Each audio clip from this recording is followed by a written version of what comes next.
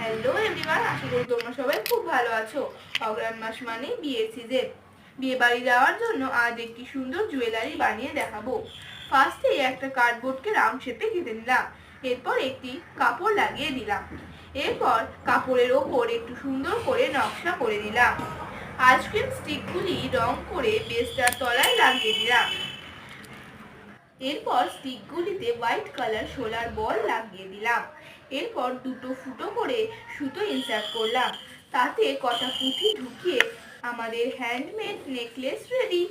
আজকে আমাদের বানানো এই হ্যান্ডমেড জুয়েলারিটি যদি তোমাদের ভালো লেগে থাকে তাহলে অবশ্যই আমাদের চ্যানেলটি সাবস্ক্রাইব করে পাশে থেকে তোমরা এই গলার হারটি অবশ্যই তোমাদের বাড়িতে বানিয়ে ট্রাই করতে পারো।